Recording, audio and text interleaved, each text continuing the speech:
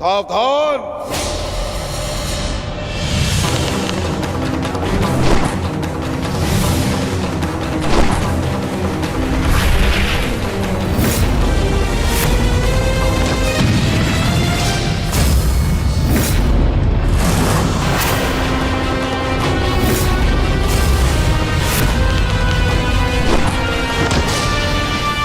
आचार्य,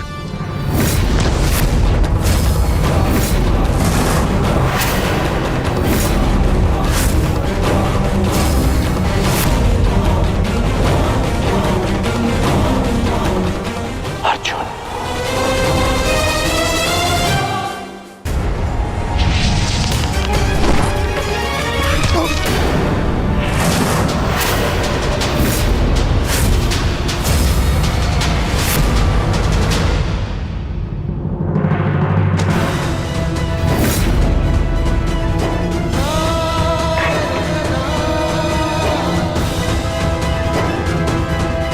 सारथी, आचार्य का रथ लौटा लाओ।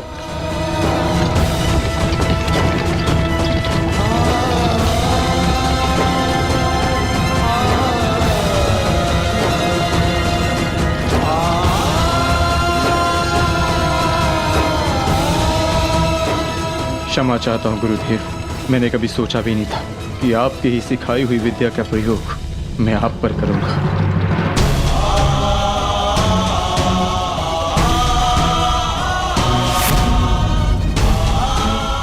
अर्जुन, तुम ऐसी मूर्खता क्यों कर रहे हो? अज्ञातवास पूर्ण होने में कुछ ही समय शेष है, फिर क्यों तुम रणभूमि में उतर आए? मैं माता कुंती को दिया वचन नहीं टूटने दे सकता।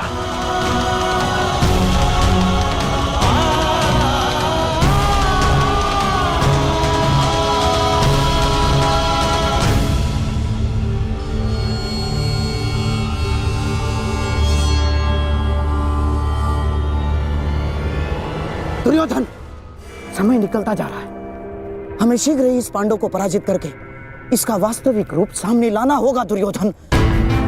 और यदि ये पांडव ना हुआ तो? आंखें खोलो दुर्योधन, देखो इस साधारण किन्नर ने किस प्रकार द्रोण को पराजित किया है।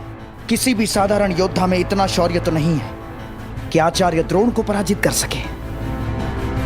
तुम्हें क्या लगता है कि अर्जुन के अतिरिक्त और कौन हो सकता है?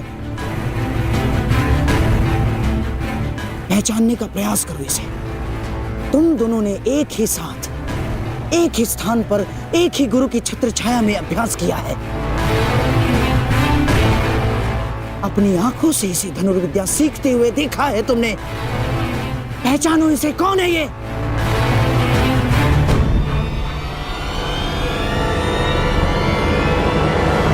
अर्जुन। हाँ दुर्योधन, अर्जुन।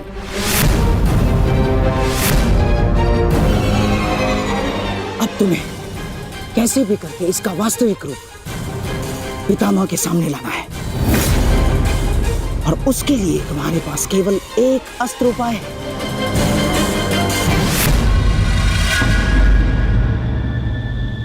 कर्ण। हाँ दुर्योधन, कर्ण ही वो योद्धा है जो अर्जुन का तोड़ है। और अब समय आ गया है हमारे कर्णास्त्र के प्रयोग का। मित्र कर्ण, ये कोई साधारण योद्धा नहीं है। मैं चाहता हूं कि तुम इसका गर्व भंग करो।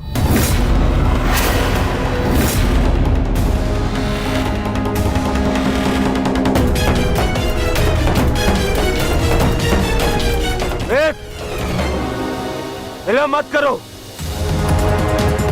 हमारे पास में समय कम है। देखो सूर्यास्त होने वाला है।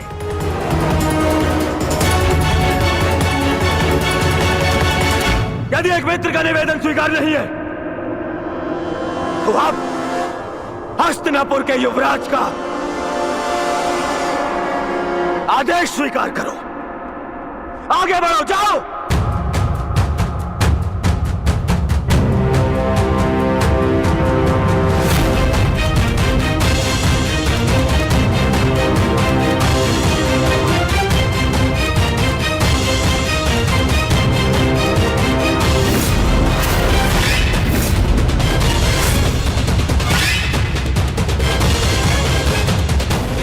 अब आएगा युद्ध का आनंद। आज पूर्ण होगा वो अधूरा द्वंद्व।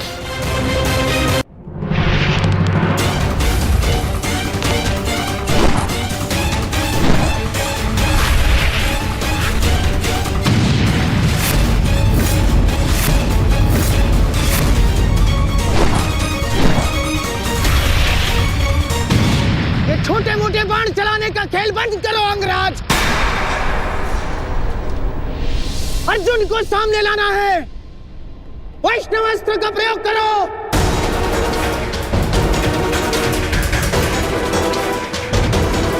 मैं वैष्णवास्त्र प्रयोग नहीं कर सकता। समझते क्यों नहीं हो अंगराज? इस धरती पर केवल एक ही महायोद्धा है जिसके पास पशुपतास्त्र है, और वो है अर्जुन। और यदि इसने पशुपतास्त्र का आह्वान किया तो इसका अज्ञातवास तो भंग हो जाएगा, और पशुपतास्त्र तभी सामने आएगा अंगराज जब उसके समक्ष महाशक्तिशाली वैष्णवास्त्र का प्रयोग होगा।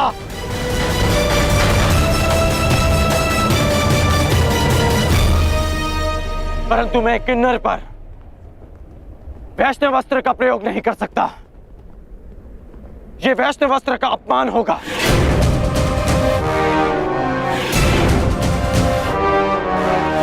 और वैसे भी ये अस्त्र बहुत शक्तिशाली है। तो हमारे सामने खड़ा योद्धा कौन सा कम है अंगराज? देखा नहीं, बात ही बात में उसने हमारे सैनिकों को कैसे धूल चटा दी। और तुम्हारा युद्ध कौशल हम कई बार देख चुके हैं, परंतु अब कौशल इसी में है कि समय बचा लिया जाए। समझे तुम? मैं मामा श्री की बात से सहमत हूं कर्ण। वैष्णवास्त्र का प्रयोग करो कर्ण, बंद करो इसका।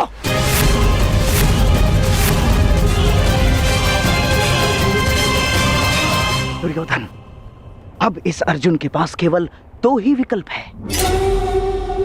एक, या तो वो कर्ण के अस्त्र का उत्तर देने के लिए पशुपतास्त्र का प्रयोग करे और अपना अज्ञातवास तोड़ दे, या फिर मारा जाए।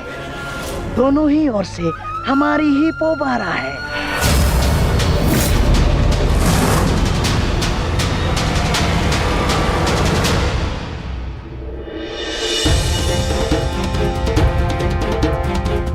बस कुछ क्षण और, सूर्यास्त होने के साथ साथ यह अज्ञातवास दियास हो जाएगा।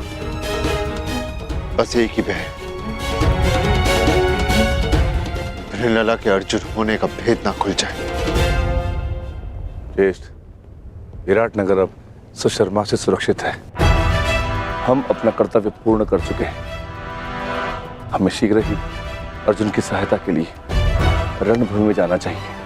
नहीं भी, हिरलला के रूप में वो भले ही अर्जुन को ना पहचान पाए।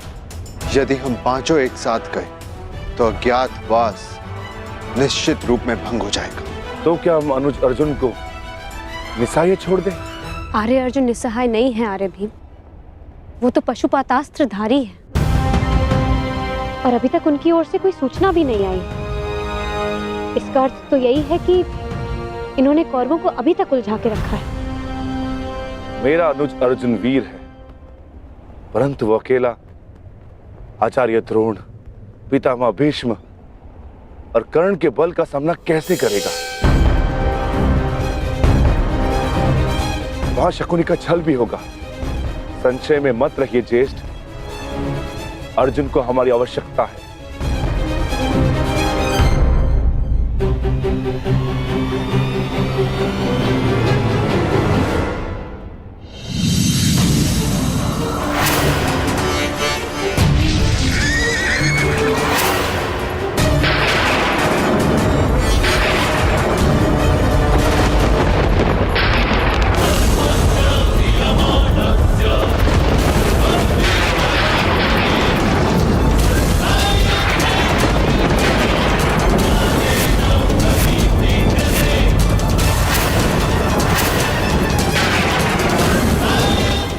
वैष्णवास्त्र, कर्ण वैष्णवास्त्र संधान कर रहा है।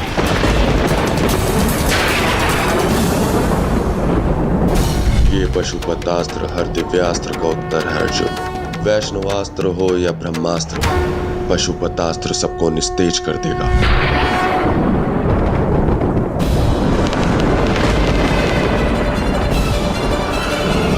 यदि मैंने पशुपतास्त्र का प्रयोग किया तो सबको ज्ञात हो जाएगा कि मैं ही अर्जुन हूँ, और यदि प्रयोग ना किया तो मेरी मृत्यु निश्चित है, और साथ ही मेरे भाइयों का जीवन भी संकट में आ जाएगा।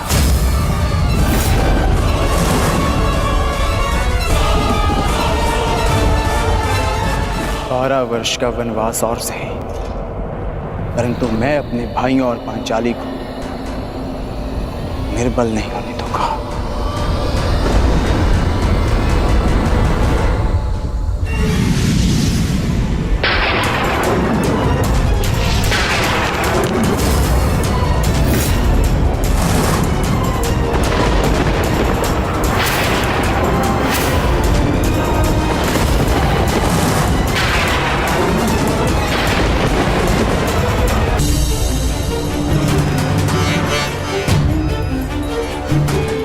वर्ष का वनवास और सही, परंतु मैं अपने भाइयों और पांचाली को निर्बल नहीं होने दूंगा।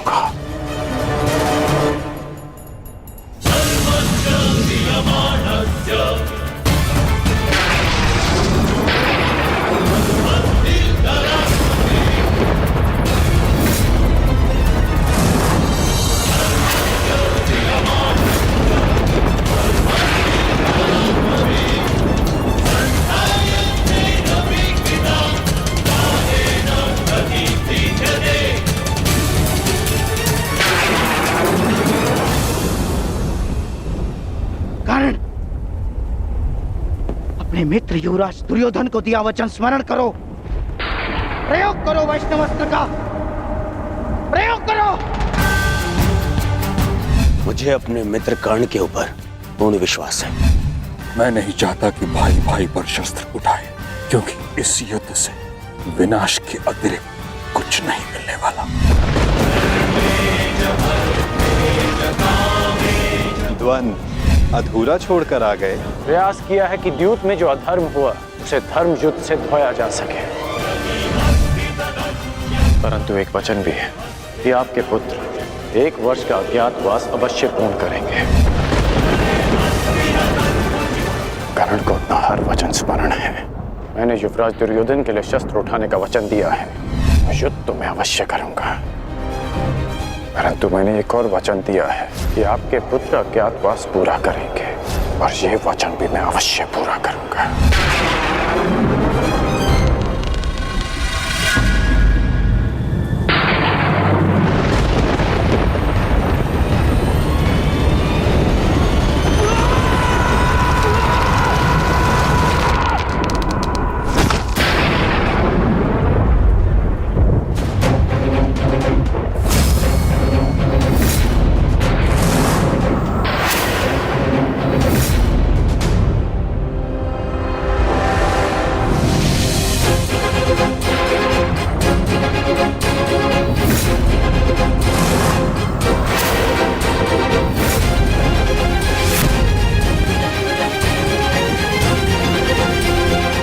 धनुष की प्रत्यंचा टूट गई है बृहन्नला।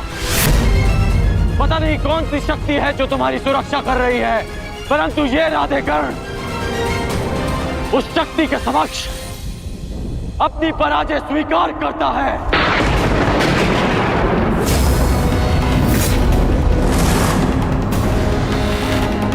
क्षमा कीजिएगा युवराज, परंतु मैंने आपको अपना दिया वचन और हस्तिनापुर के लिए अपना उत्तरदायित्व पूर्ण करने का प्रयास किया, परंतु प्रारब्ध ने मेरा साथ नहीं दिया।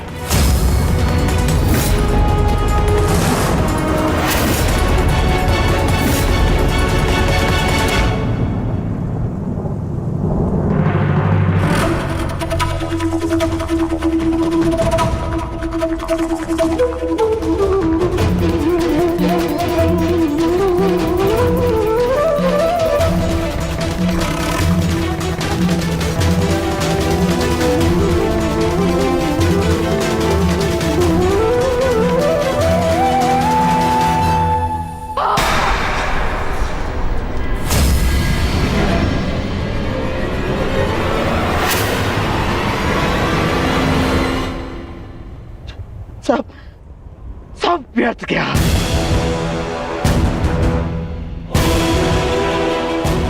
इतना परिश्रम, इतनी योजना, सब व्यर्थ गया। सब।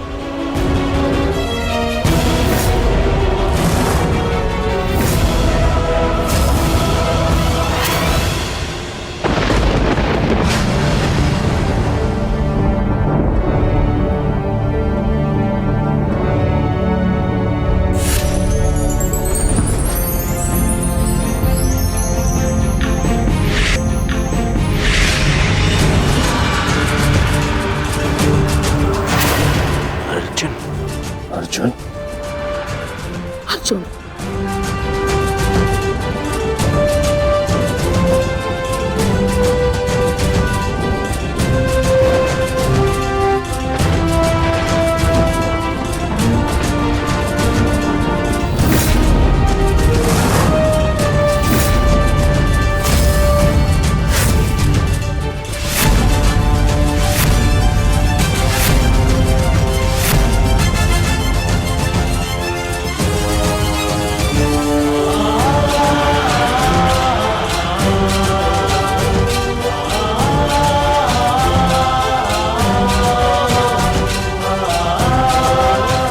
अज्ञातवास पूर्ण हुआ ज्येष्ठ।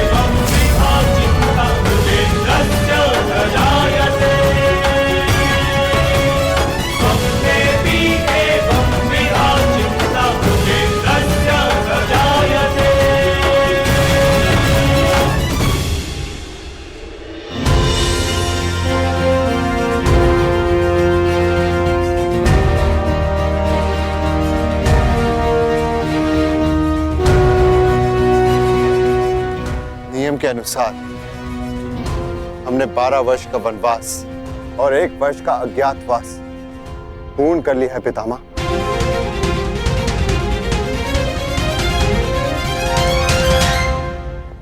आपसे ये आशा नहीं थी धर्मराज कि आप असत्य भाषण करेंगे।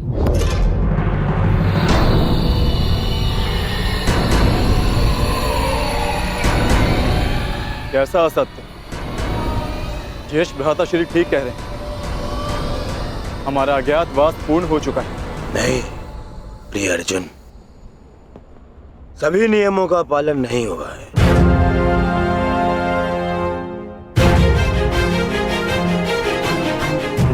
कैसे नहीं हुआ? 13वें वर्ष में हमें कोई पहचान ना सके, यही नियम था। हाँ, और इस नियम को समझने के लिए तुम लोगों के पास पुनः 13 वर्ष का समय होगा भी, है ना दुर्योधन? समझाओ इसे। हाँ मामाश्री, क्योंकि नियम अनुसार पहचाने जाने पर असत्य बोलना भी नियम भंग करना होता है, और असत्य बोलकर तुमने नियम भंग किया।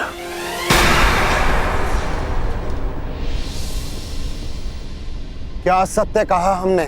अपने अनुज से पूछो युधिष्ठिर। क्यों अर्जुन, जब मैंने तुमसे तुम्हारा परिचय पूछा तो क्या कहा था तुमने? प्रेनिल्ला, प्रेनिल्ला नाम है मेरा। आचार्य द्रोण पितामह भीष्म के समक्ष, पूरी कौरव सेना के समक्ष अर्जुन ने असत्य कहा था। अपना नाम प्रेनला बताया था, अपने आप को किन्नर बताया था।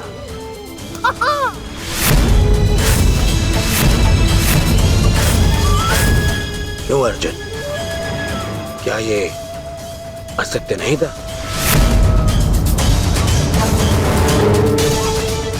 आपने भी तो सुना था पितामह। बोलिए पितामह, अर्जुन ने ऐसा नहीं कहा था? हाँ, अर्जुन ने असत्य कहा था।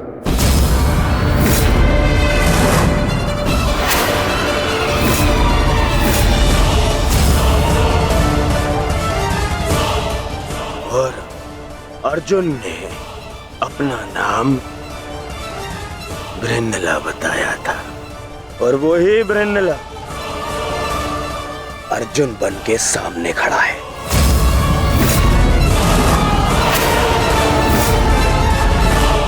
अर्थात अज्ञातवास भंग माना जाता है।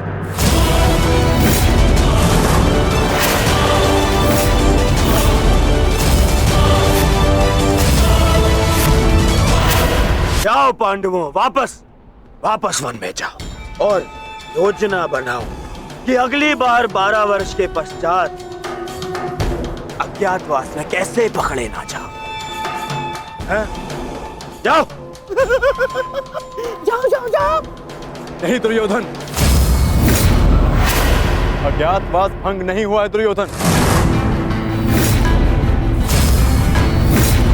मैंने कोई असत्य नहीं बोला और ना ही मैंने कोई नियम भंग किया है। जो तुम्हारे समक्ष खड़ा है वो अर्जुन है, पुरुष है, परंतु जिससे तुम्हारी सेना युद्ध कर रही थी वो बृहन्नला थी, एक किन्नर। देव अप्सरा देवी उर्वशी ने मुझे शाप दिया था, इसलिए 1 वर्ष तक मुझे किन्नर बनकर रहना पड़ा। परंतु आज सूर्यास्त के पश्चात वो शाप पूर्ण हुआ। अब मुझे अपना वास्तविक रूप प्राप्त हुआ। अब आप बताइए पितामह, क्या मैंने असत्य कहा? क्या अज्ञातवास भंग हुआ? नहीं अर्जुन, तुमने कोई असत्य नहीं कहा और ना ही तुम्हारा अज्ञातवास भंग हुआ है।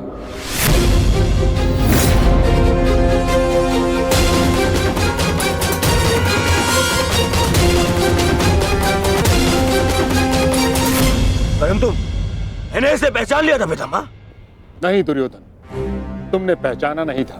तुम्हें आभास हुआ था कि ऐसा बाण केवल अर्जुन चला सकता है। यदि तुम्हें विश्वास होता तो तुम अंगराज से वैष्णोस्त्र का संधान करने को नहीं कहते। इसलिए मौन रहो। मैं ये घोषणा करता हूं कि पांडवों का अज्ञातवास सफलतापूर्वक पूर्ण हुआ।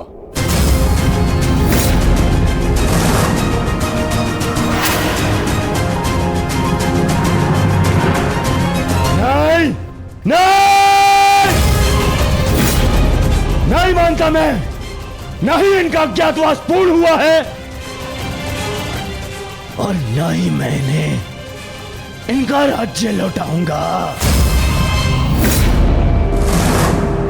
अब जो भी निर्णय होगा वो युद्ध से होगा। हम पुनः अवश्य मिलेंगे युधिष्ठिर, रणभूमि में। स्मरण रखना दुर्योधन, हमने कभी युद्ध नहीं चाहा था। तुमने हमें इस युद्ध में धकेला है और अब यदि आर्यव्रत के भाग्य में युद्ध ही है तो ठीक है, जो युद्ध होगा अवश्य होगा। यदि न्याय और नीति के लिए हम वनवास भोग सकते हैं तो न्याय की स्थापना के लिए हम युद्ध भी अवश्य कर सकते हैं।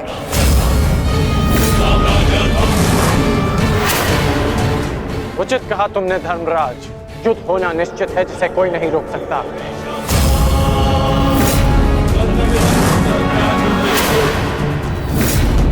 अज्ञातवास पूर्ण होने का सुख कुछ ही दिनों तक रहेगा धर्मराज। हमने बिन 13 वर्षों को यूं ही नहीं काटा है कर्ण। जानता हूं, परंतु आप ये नहीं जानते कि इन 13 वर्षों के समाप्त होने की प्रतीक्षा आपसे अधिक मैंने की है। हर पल मैंने युद्ध की तैयारी की है धर्मराज।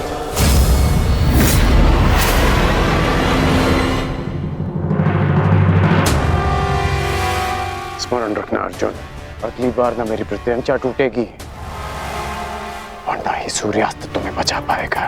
तुम भी स्मरण रखना, अगली बार वैष्णु अस्त्र का उत्तर पशुपतास्त्र से मिलेगा।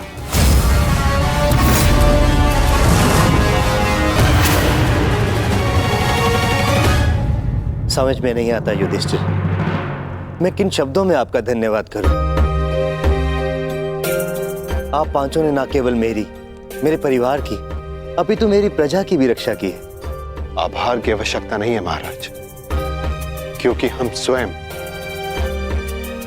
आपके उपकारों के तले दबे हैं। यदि विराट नगर ने हमें शरण न दी होती तो हम फिर से 12 वर्ष का वनवास भोग रहे होते। सम्राट, समझ नहीं आता कि आपका ये ऋण कैसे चुकाऊंगा मैं। जीवन भर भी आपके चरणों में सेवा करूं, ये ऋण नहीं उतार पाऊंगा मैं। ऋण उतारने के लिए चरणों पर गिरने की आवश्यकता नहीं है विराट राज।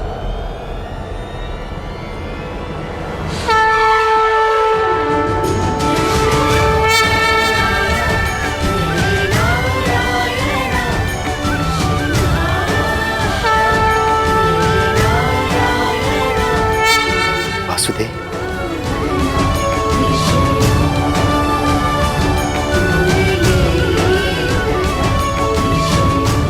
प्रणिपात वासुदेव। आपकी समस्या है कि आप पांडवों का ऋण कैसे चुकाएं, और उस समस्या का हल मेरे पास है विराट राज। तो आप ही बताइए वासुदेव, इस ऋण से कैसे मुक्त हो सकता हूं? क्या करूं कि ये मेरा मंतव्य पूर्ण हो? पांडवों का अज्ञातवास पूर्ण हुआ कैसे? कैसे? इसका अर्थ जानते हो शकुनी? इसका अर्थ यह है कि पांडव लौटेंगे और अपना अधिकार मांगेंगे।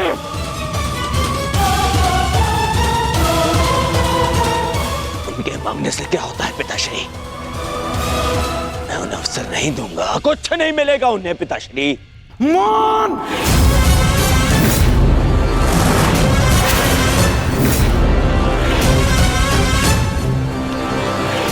मान रहो दुर्योधन, मान। हर बार राजसभा में बड़ी बड़ी बातें करते हो, वचन देते हो और हर बार मुंह की खाकर लौटते हो तुम। हस्तिनापुर से सेना ले जाते समय क्या कहा था तुमने? कि पांडवों का अज्ञातवास भंग करके लौटूंगा। और इस समय तुम मेरे समक्ष क्या सूचना लेकर आए हो? कि अकेले अर्जुन ने समस्त कुरु सेना को निरस्त्र कर दिया। एक ही स्वप्न देखा है ना तुमने, सम्राट बनने का। अरे अगर एक अर्जुन को ना संभाल सके तुम, तो ये हस्तिनापुर का साम्राज्य क्या संभालोगे?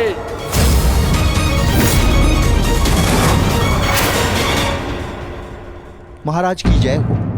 महाराज, विराटनगर से आपके लिए संदेश आया है।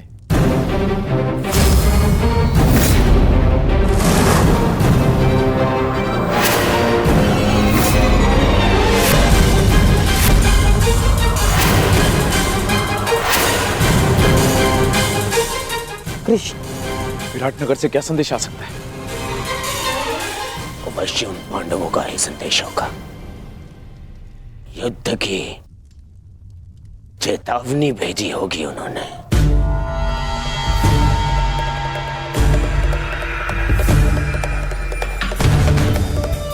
संदेशा पढ़ो शकुनी।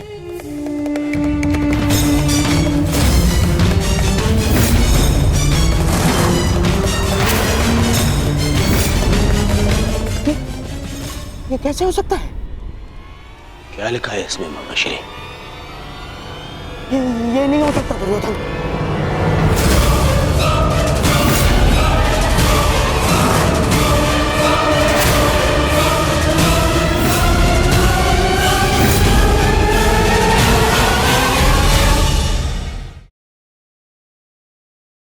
आक्रमण की चेतावनी नहीं, विवाह का निमंत्रण आया है। विवाह? किसका विवाह? विराट कुमारी उत्तरा का। किसके साथ? उससे जिसमें साहस के साथ बुद्धि भी।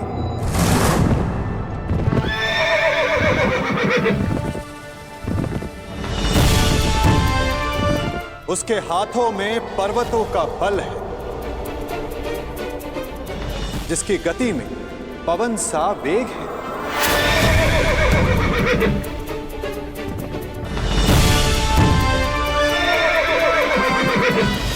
जिसके विषय में तुलना ही नहीं की जा सकती कि उसके बाणों की धार अधिक तीक्ष्ण है या उसका मस्तिष्क।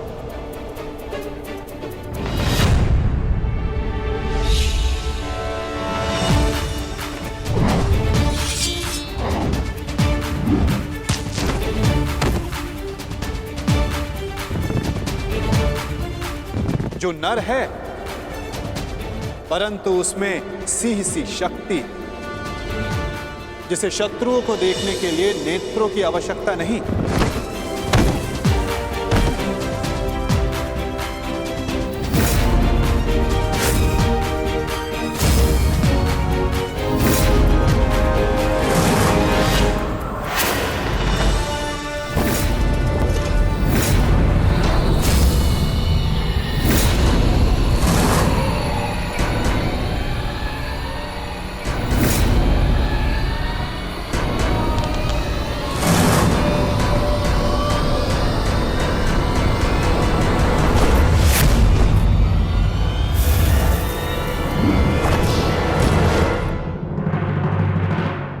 जिसकी शक्ति शेष नाग के समान है।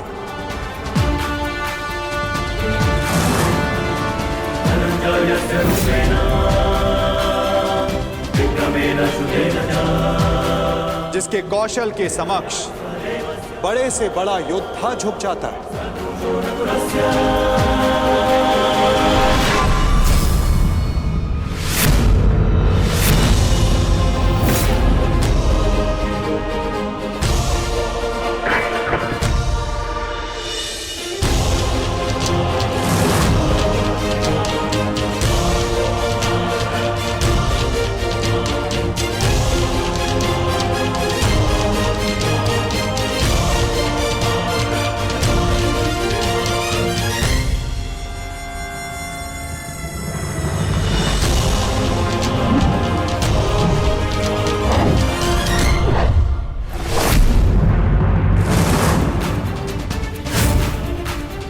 मित्रों का मित्र और शत्रुओं का शत्रु है, जो अपनों के मान के लिए अपने प्राणों को न्यौछावर कर दे, परंतु उसमें तनिक भी अभिमान नहीं।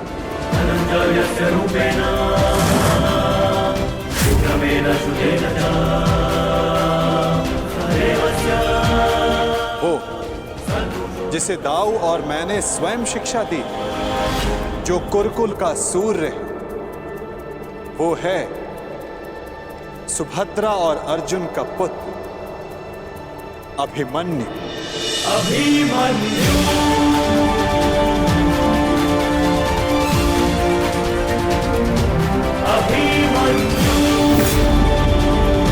वो जितना शक्तिशाली है उतना ही विनम्र है।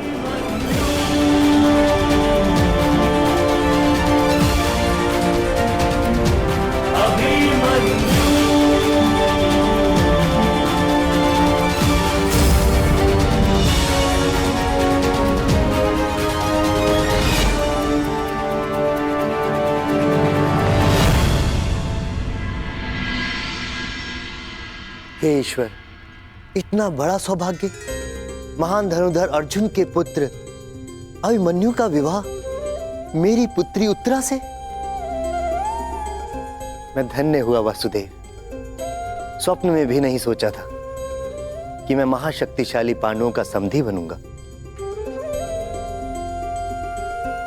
आज मुझसे अधिक कोई सौभाग्यशाली नहीं। भाग्यशाली तो मैं हूं विराटराज।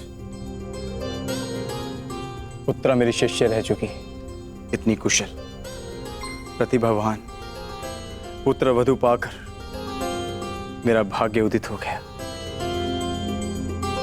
परंतु आप लोग अभी अभिमन्यु से मिले नहीं हैं और मैं चाहता हूं कि उत्तरा के साथ आप भी मिल लें और उसके पश्चात निर्णय लें कि अभिमन्यु उत्तरा के योग्य है या नहीं। अभिमन्यु आपका पुत्र है और जिसके शिक्षक स्वयं वासुदेव हो तो उसकी योग्यता पर संदेह करना भी पाप है। हम उत्तरा का संबंध अभिमन्यु के साथ करने को प्रस्तुत हैं।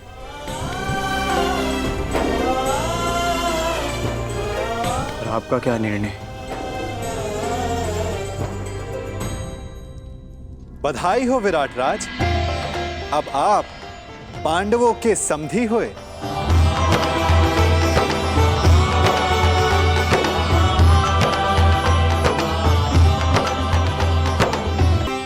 इतना दुस्साहस, इतना दुस्साहस! पहले आओ दिया और अब उसमें नमक छिड़क रहे हैं। हम यहाँ युद्ध का आह्वान कर रहे हैं और वो ये विवाह का निमंत्रण भेज रहे हैं।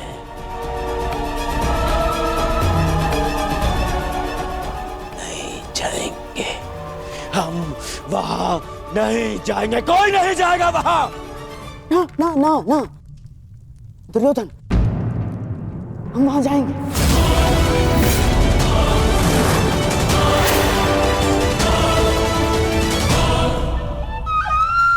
महाराज, मेरा मत है कि हमें वहां जाना चाहिए। युद्ध और संधि अपने स्थान पर है और संबंध अपने स्थान पर है महाराज।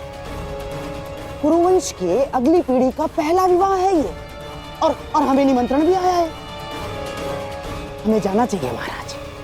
हाँ?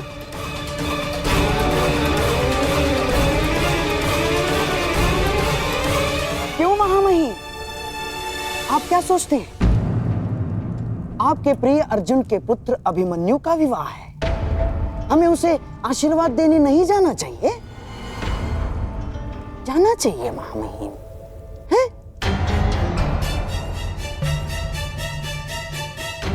क्यों अंगराज, क्या एक पीढ़ी के बैर का दंड अगली पीढ़ी को देना क्या न्यायोचित है? बोलिए अंगराज। जिनसे युद्ध करना है उनका आतिथ्य ग्रहण करना उचित नहीं है। महाराज, यदि हम पांडवों के अतिथि बने तो वो ये संकेत देगा कि हम उनसे भयभीत हो गए हैं। ना ना ना ना ना ना,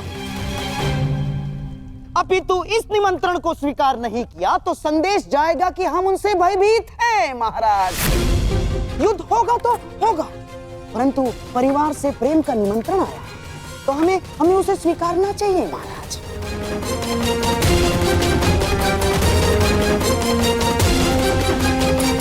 ठीक सोचिए महाराज, पांडु आपके भाई थे और देवी कुंती अभी भी हस्तिनापुर में निवास करती है, तो क्या हम उनसे अपने पौत्र के विवाह में सम्मिलित होने का अधिकार छीन सकते हैं महाराज? देवी कुंती के लिए हमें इस विवाह में अवश्य जाना होगा महाराज। प्रेम का प्रस्ताव आया है, उसे स्वीकार कर लेते हैं। यदि युद्ध की चुनौती आएगी तो उसे भी स्वीकार कर लेंगे। मैं जानता हूं महाराज, आपके मन में अभी इस समय क्या दुविधा चल रही है, परंतु हस्तिनापुर के सम्राट होने के नाते आपके भी कुछ उत्तरदायित्व हैं महाराज। आप समझ रहे हैं ना महाराज मैं क्या कह रहा हूं?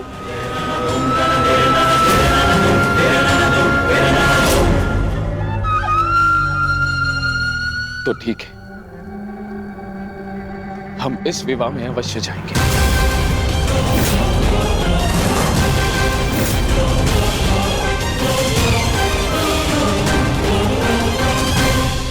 कौरव का निमंत्रण देने की क्या आवश्यकता थी वासुदेव? क्योंकि कौरव तुम्हारे संबंधी हैं विकोदर, और हमने निमंत्रण केवल कौरवों को नहीं हस्तिनापुर को भेजा है, जहां तुम्हारी माता है, पितामह है। इतने वर्षों के पश्चात भी भीम को अपने क्रोध पर नियंत्रण करना नहीं आया। मैं अपने अनुज की ओर से आपसे क्षमा चाहता हूं वासुदेव, परंतु मेरे भी मन में यही प्रश्न है कि कौरवों को निमंत्रण क्यों? और अब भी मेरा उत्तर वही रहेगा युधिष्ठिर, कि कौरव तुम्हारे संबंधी हैं। पूछने का कोई लाभ नहीं ज्येष्ठ। माधव को यदि नहीं बताना है तो वो नहीं बताएंगे, परंतु मुझे विश्वास है माधव ने जो भी निर्णय लिया होगा हमारे हित में ही लिया होगा, क्योंकि माधव की आंखें भविष्य देख सकती हैं। यदि विश्वास है बात तो आगे बढ़ो, विवाह की तैयारी करो, क्योंकि समय कम है और कार्य अधिक शेष है।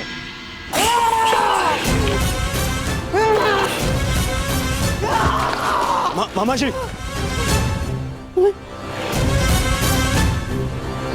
तुम्हें क्या लगता है ये निमंत्रण मैंने बड़े आनंद से स्वीकार किया है? ये लगता है तुम्हें? मेरे मन से पूछो, मेरी आंखों में देखो दुर्योधन, तुम्हें उत्तर मिल जाएगा। कितना बड़ा अपमान है ये निमंत्रण मेरे लिए, ये निमंत्रण। परंतु यदि इतना बड़ा अपमान था मामा श्री, तो निमंत्रण स्वीकार क्यों किया मामा श्री?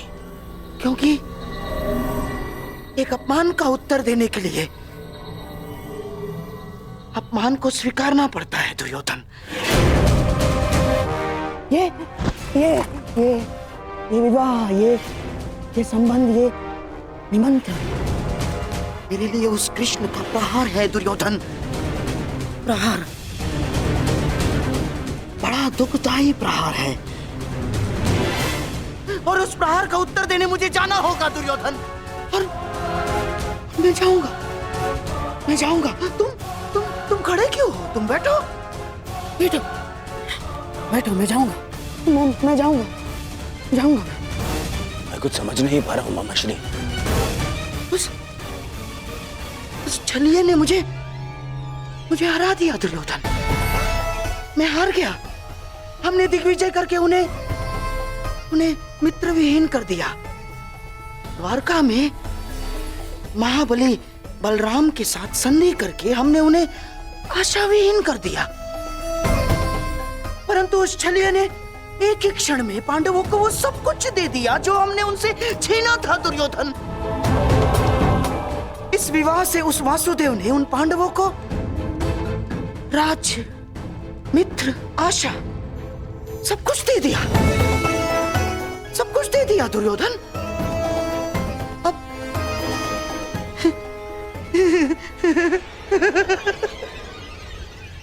अब तुम्हारे समझ में आया कि उस छलिए ने हमारे साथ कैसा छल किया है।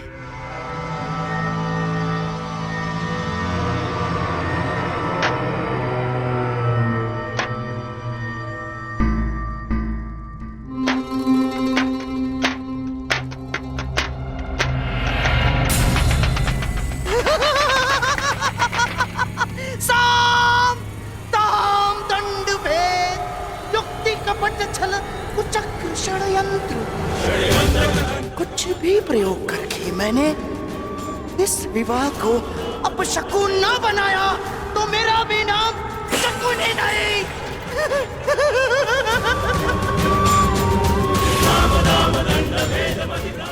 मेरी प्रतिज्ञा है, प्रतिज्ञा है मेरी, पांडवों का सबसे बड़ा सहारा, हार जाएंगे वो, उस छलिए को शकुनी का उत्तर मिलेगा दुर्योधन, इसे विवाह में मिलेगा।